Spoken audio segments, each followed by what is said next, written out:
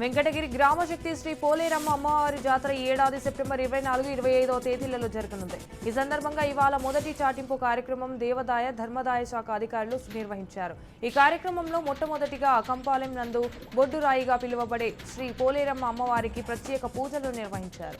చిత్తూరు జిల్లాలో రోడ్డు మరమ్మతు చేయాలని కళాశాల విద్యార్థులు ప్రజా సంఘాలు రోడ్డుపై బైఠాయించి రాస్తారోకో చేపట్టారు. ముంగనూరు నుంచి శ్రీనివాసపురం వెళ్లే దారిలో చిన్న చిన్న గోతులు పెద్ద గుంతలుగా ఏర్పడి రోడ్లు అధ్వానంగా తయారయ్యాయి. తరచు వాహనాల రద్దీ ఎక్కువగా ఉండడంతో కళాశాలలకు వెళ్లే విద్యార్థులు, ఏరియా ఆసుపత్రికి వెళ్లే రోగులు తీవ్ర ఇబ్బందులకు గురవుతున్నారని ప్రజా సంఘాల నాయకులు ఆయుబ్ ఖాన్ తెలిపారు.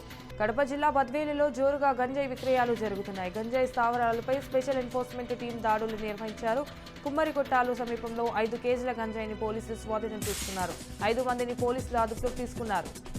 కృష్ణానదికి భారీగా వరద నీరు చేరడంతో కృష్ణా జిల్లా తొట్లవల్లూరు మండలంలో పలు గ్రామాల్లో వేలాది ఎకరాల పంటలు నీట మునిగాయి. మండలంలో వరదలకు సుమారు 5,999 ఎకరాల్లో పంట నష్టం సంభవించినట్లు హార్టికల్చర్ అధికారులు తెలిపారు. రిజర్వేషన్లపై రాహుల్ గాంధీ చేసిన వ్యాఖ్యలపై బీజేపీ తీవ్ర అభ్యంతరం వ్యక్తం చేస్తోంది. ప్రస్తుతం అమెరికా పర్యటనలో ఉన్న రాహుల్ గాంధీ భారత్ను అవమానించేలా మాట్లాడుతున్నాడని, అది ఎంతమాత్రం మంచిది కాదని బీజేపీ పార్టీ ఆధ్వర్యంలో భువనగిరి పట్టణంలో ఆందోళన చేపట్టారు. రాహుల్ గాంధీ దిష్టిబొమ్మను బీజేపీ నాయకులు దగ్ధం చేశారు. మేడ్చల్ జిల్లా షామీర్పేట్ మండలంలోని సల్లార్సు యూనివర్సిటీలో విద్యార్థులు ధర్నా చేపట్టారు.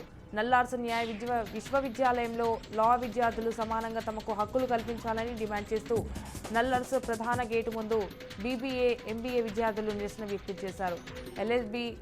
ఎల్ఎల్ఎం విద్యార్థులు కల్పించిన సౌకర్యాలు ఎంబీఏ, బీబీఏ, ఐబీఎం విద్యార్థులకు కల్పించాలని డిమాండ్ చేస్తున్నారు.